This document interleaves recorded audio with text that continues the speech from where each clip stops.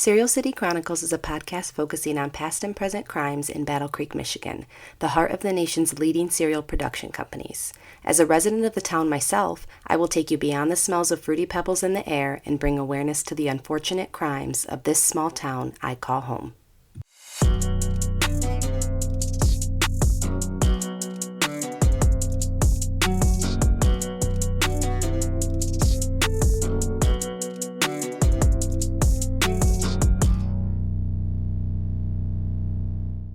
Hey, creatures! Whether you're tuning in from your car, office, or even your bed, I am glad that you are here. I am Kayla Davis, and you're now listening to Serial City Chronicles. Let's dive into today's story. Welcome back, true crime lovers. You are listening to episode 10 of Serial City Chronicles. This is going to be another cold case episode. We will cover 2 cases at this time, so strap in for an emotional ride. Before we time travel for crime, let's find out what was happening between 2006 and 2008. Our 2 cases take place 2 years apart, so I'm going to highlight the years 2006 through 2008 this time. Electronics and social media were booming in 2006. Twitter was launched that year, as well as the PS3 and the Wii gaming system. Google also purchased YouTube in 2006. By 2007, we would see the iPhone for the first time. What a glorious day for my fellow iPhone users.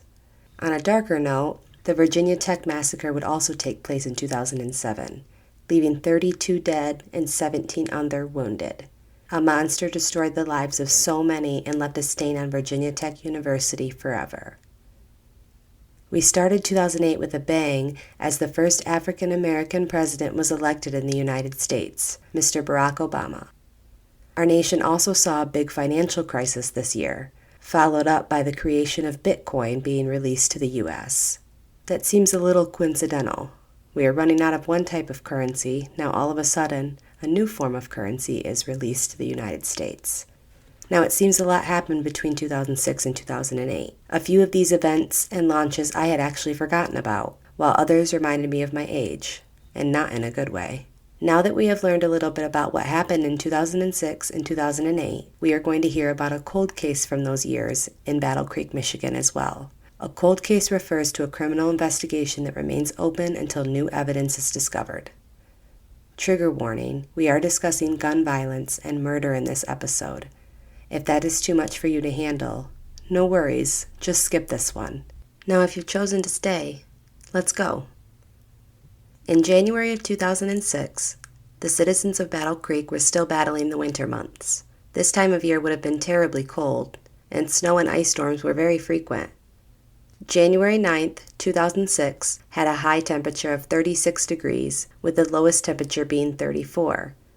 That was actually significantly higher than the historic average of only 17 degrees for that time of year. There was also not any snowfall recorded that day. On the night of January 9th, 2006, a man by the name of Frank Williams III, or better known as Bam, was hanging out with some friends. There is not very much research available on this crime, so here are the details that I could find. Williams, Bam, would receive a phone call from someone he had an ongoing dispute with. There would be words and threats exchanged over the phone. Williams would then drive to a home located in the 100 block of Arlington Drive, right here in Battle Creek. Williams did have a friend with him at the time, and I was unable to find his name. The 2 men would arrive at the home, and an altercation would take place. Gunfire would be coming from both the home and the 2 men outside. Unfortunately, Williams was shot in the back, supposedly as he was running away from the scene. Williams was then placed in a car. Police believe his friend was going to get him help. However, Frank Williams III would be found later in that same car, dead from a gunshot wound. The car was located on Hillsdale Street in Battle Creek, and this is where they claim Williams succumbed to his injuries. After the gunfire took place, the Battle Creek Police Department was immediately dispatched. Upon the discovery of Williams' body in the car, a homicide investigation would ensue.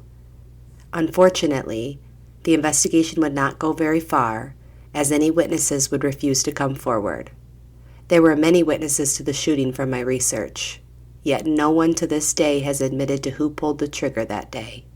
The family of Frank Williams, especially his mother, have been heartbroken and outraged by this crime. Rosetta Brewer, his mother, has worked tirelessly to fight for justice for her son and to stand up for the fight against gun violence.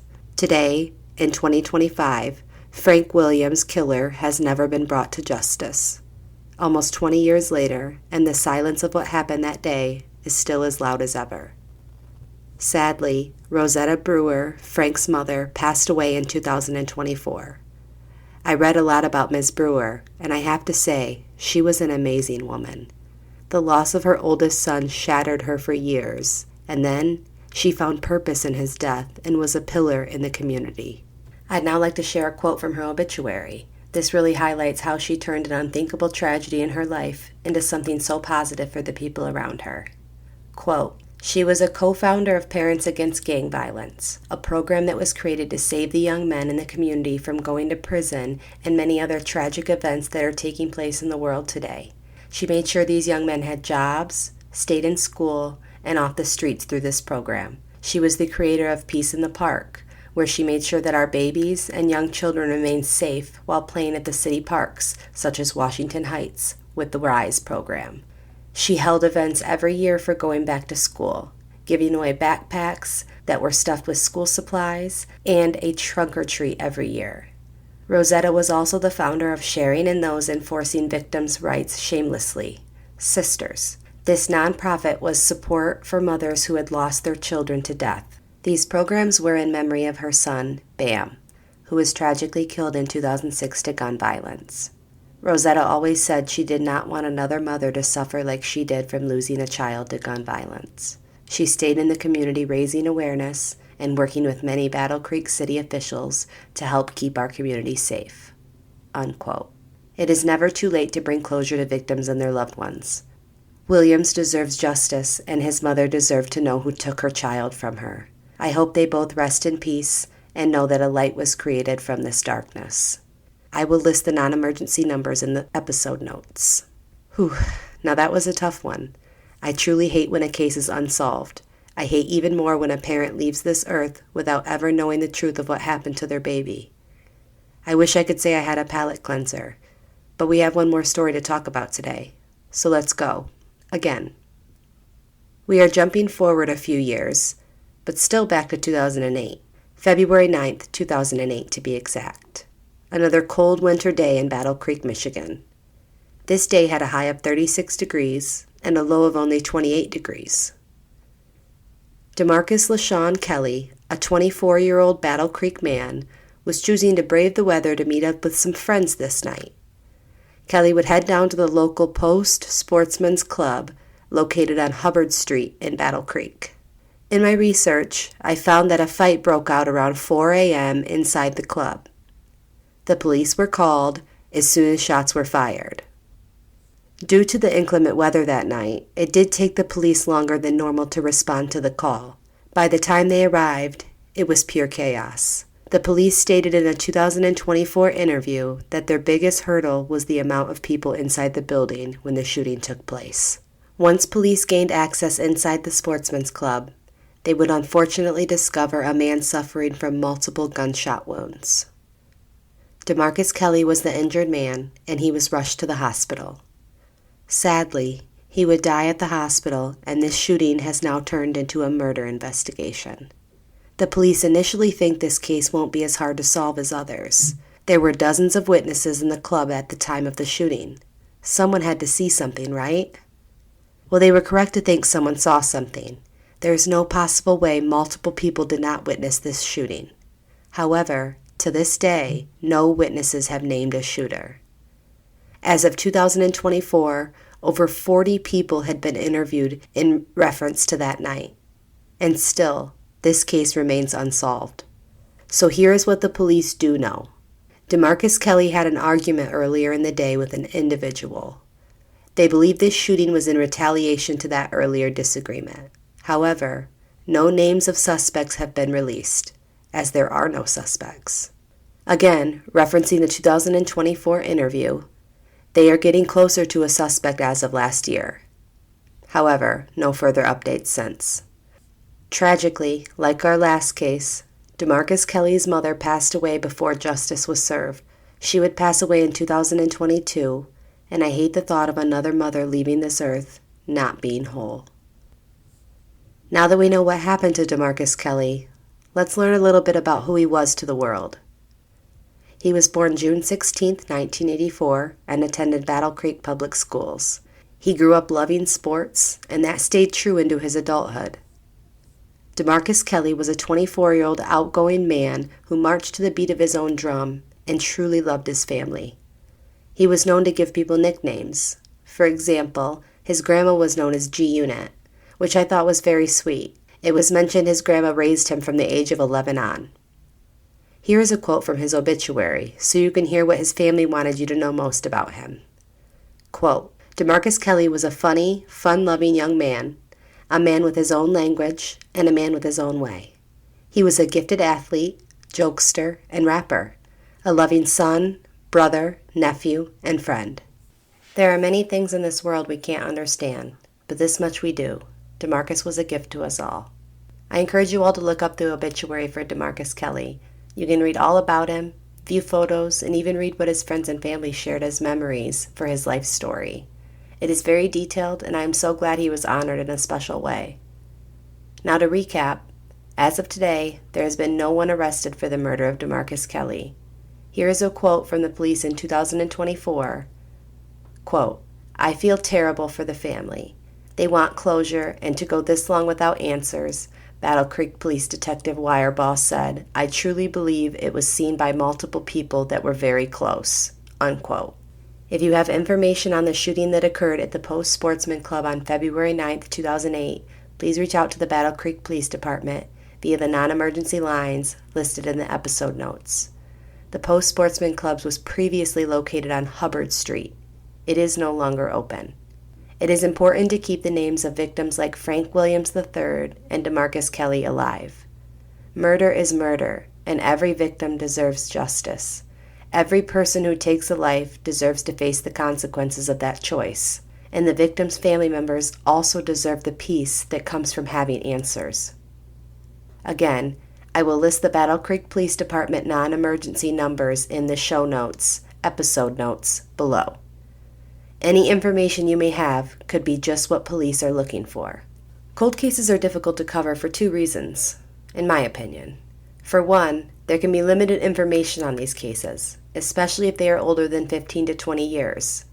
And secondly, this is such a hard reality to place yourself into. Imagine never knowing what exactly happened to your loved one, or who killed them, or in some cases, where their body is. It's inconceivable in my mind, so I do have to take a lot of breaks when I write these stories. My heart truly goes out to the victims and everyone who loved them. I hope justice comes one day. I will continue to advocate and spread the names of Frank Williams III and Demarcus Kelly. Now let's cleanse our palates and our minds. I know we need it. Today, I am going to share two small businesses, one for each case we covered. So let's find out about two local business owners right here in Battle Creek, Michigan. First up, meet your new lash tech, Kylie. Kylie is currently offering lash extension services and facials. Give your skin and confidence a boost with either service. You can find her working out of the salon, The Cutting Crew, which is located on East Michigan, right here in the creek. You can also find her on all socials under the name Kylie's Hair and All Things Care. Go treat yourself. You deserve it. Give her page a follow to stay up to date on her new offerings. Next up, we are continuing on with the health and beauty trend. Ariel is a local hairstylist who truly does some amazing styles. Crisped by Ariel is your new go-to place for braids, ponytails, and even dread retwists. She prides herself on bringing her customers' vision to life. You can find Ariel and her booking site right on Facebook. Search Crisped, that's CRISPED, by Ariel, and if you don't need her services yet, you can give her page a follow for when you do. I haven't used these services yet myself, but feel free to check out their reviews too. I do know both of these ladies, and I am happy to shout out their pursuit in building their own business. I am excited to see where all of these small businesses in Battle Creek go. It is crucial we support the ones in our community, so shop small and shop local. And now that I have your brain focused on self-care and treating yourself, I am going to pull the darkness right back over your eyes. I would apologize, but then again, you're listening to a true crime podcast, so I have to assume you're ready for more. So let's find out what has been happening around the creek as September comes to an end. I have an update for you to a previous current event. The shooting that took place near Battle Creek Central High School earlier this month has charged a suspect for the shooting. DeAndre Sanders, Jr., 18 years old, is being charged with aggravated assault with intent to murder and a weapons offense as well. The shooting took place after a verbal disagreement between a group of teenagers in a car and two teenagers walking. According to WWMT, the number of shots fired is still unknown. One student bystander was hit and she suffered non-fatal injuries.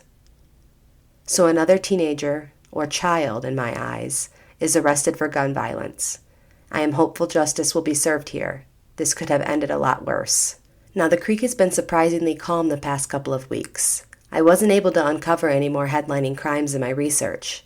However, there is a missing person that's right outside of Battle Creek, so we will be discussing this.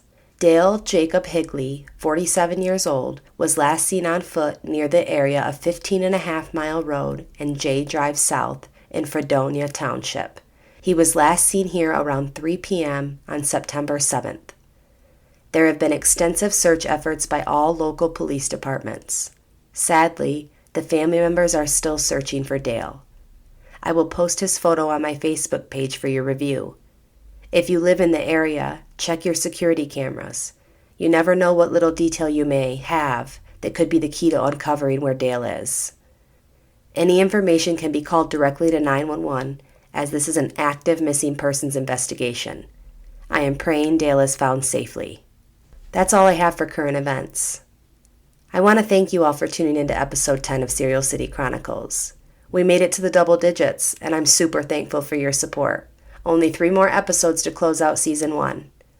A reminder, reviews and comments help boost the podcast out to other listeners. A 5-star review does much more than you know. Follow along on Facebook and TikTok too. All things true crime in the creek can be found here. I also have merch sales, favorite places in town, and photos from all stories on here. You can reach out to me on social media or even email me. serialcitychronicles@gmail.com is where I can be reached. So send me a crime recommendation. Let me know what you think, or just say hi. I can't thank you enough for letting me share a passion of mine with you all, and for also being a part of keeping victims of violent crimes' names alive in our community. I will see you all again in 2 weeks, right back here for True Crime in Battle Creek, Michigan. Remember, if you see something, say something, and it's never too late to tell the truth. Well, that's all I have for today. Be safe and be kind.